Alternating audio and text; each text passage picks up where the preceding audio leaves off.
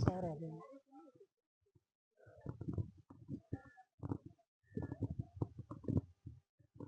मैं प्रेम बाबू, राजधानी न्यूज़ 24 से।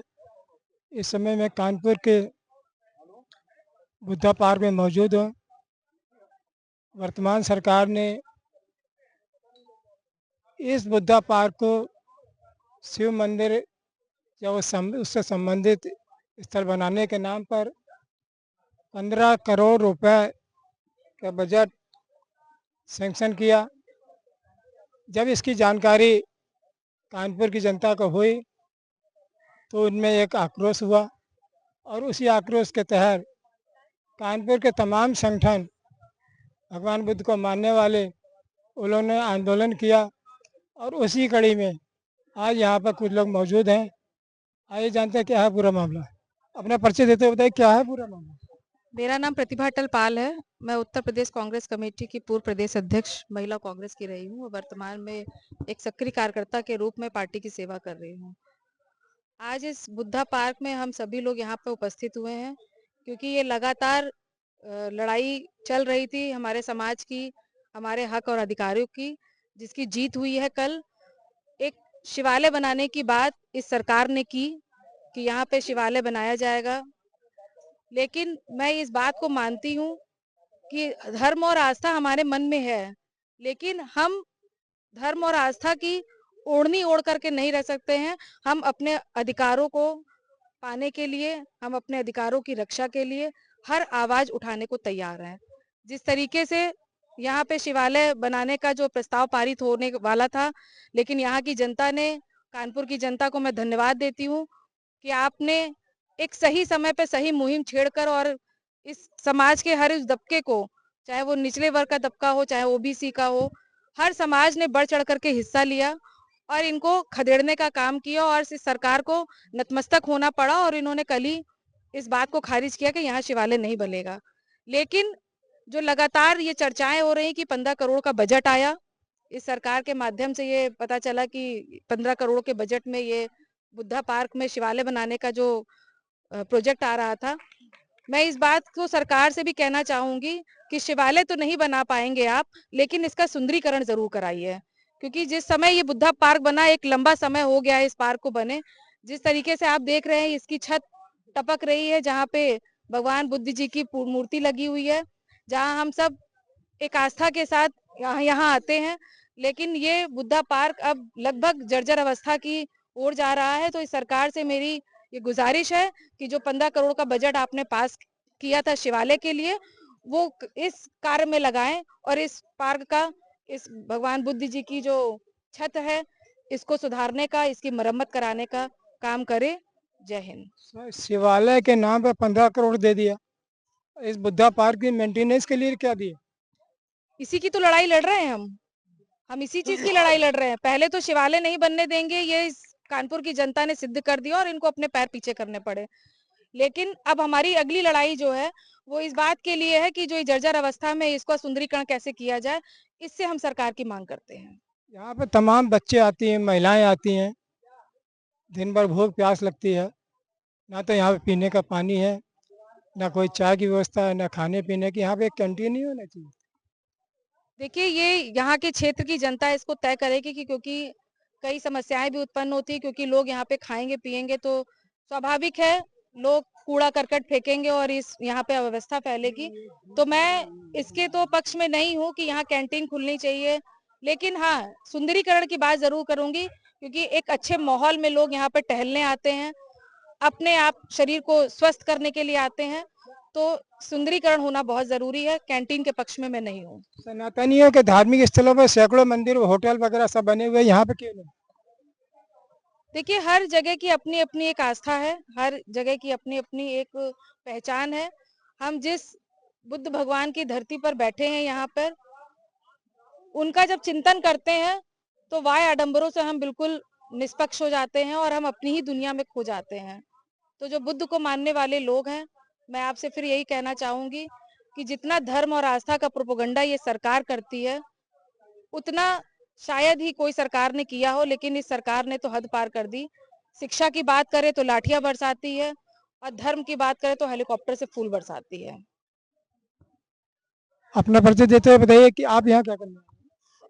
मेरा नाम उषा रानी कोरी है। मैं कांग्रेस पार्टी की पूर्व जिला अध्यक्ष रह चुकी हूँ और बिल्लौर विधानसभा से पूर्व प्रत्याशी भी हूँ। क्या दिक्कत है यहाँ पे?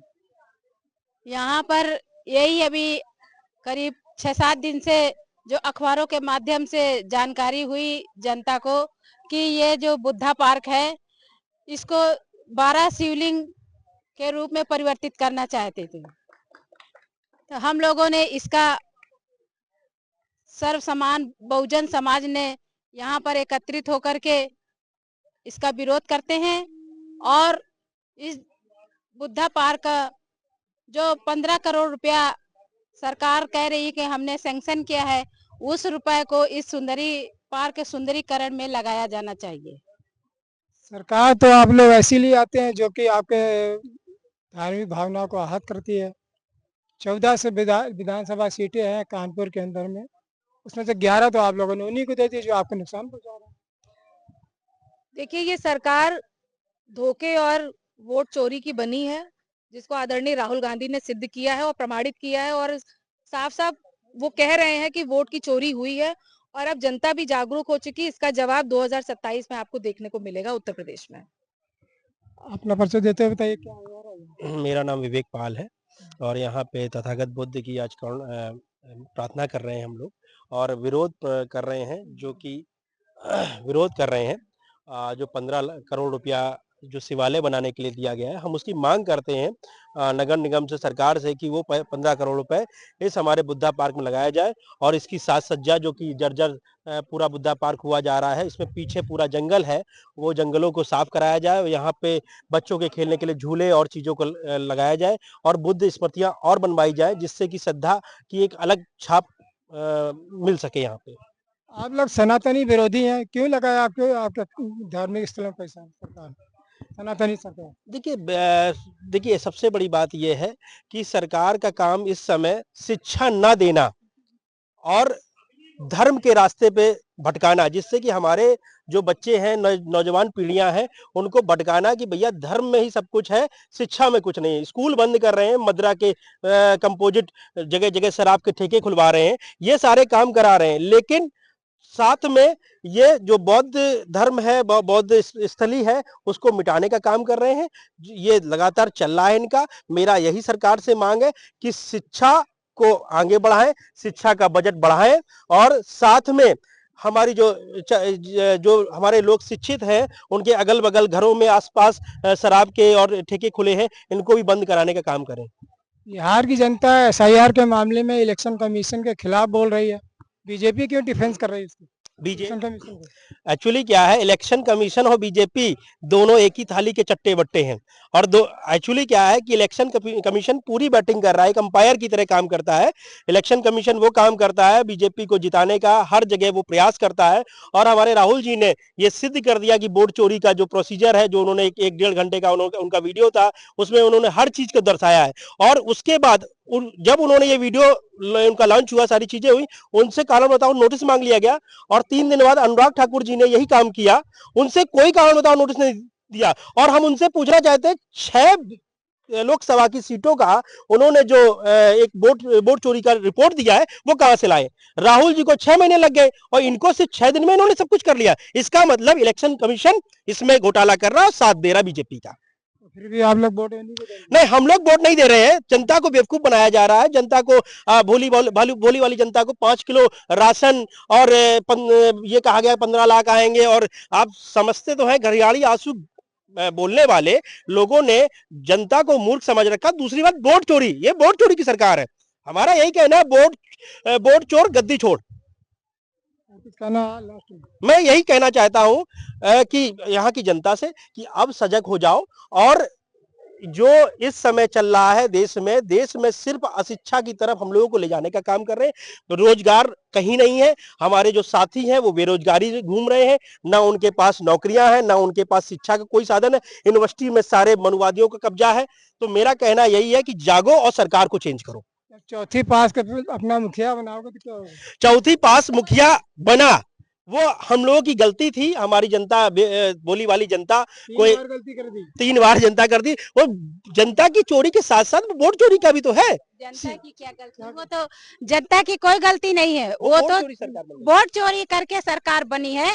और जिस तरह से युवाओं के लिए शिक्षा नौकरियों पर रोक लगा दी है, आज देख रहे हैं कि युवा भटक रहा है रोजगार के लिए, महिलाओं पर कितना अत्याचार हो रहा है। प्रधानमंत्री जी रो रहे हैं कि मेरी माँ को गाली दी गई, लेकिन जो हर देश में जो आधी आबादी है उसको ऊपर क्या अत्याचार हो रहा। और मणिपुर में जो घटना हुई कि निर्वस्त्र करके महिलाओं को सड़कों पर घुमाया गया, उसके लिए प्रधानमंत्री जी के आंसू नहीं निकले, उनके लिए 2 शब्द नहीं निकले हैं। तो ऐसे प्रधानमंत्री को तो चुल्लू भर पानी में डूब मरना चाहिए। मैं यही मांग करती हूँ कि बुद्धा पार्क को फिर से सुंदरीकरण करा करके, और सरकार आगे कोई भी ऐसे पार्कों को या हमारे महापुरुषों को छेड़ने का काम ना करे, नहीं तो हम सब लोग बहुजन समाज के लोग एकत्रित होकर के इसका विरोध करेंगे। बहुत बहुत धन्यवाद।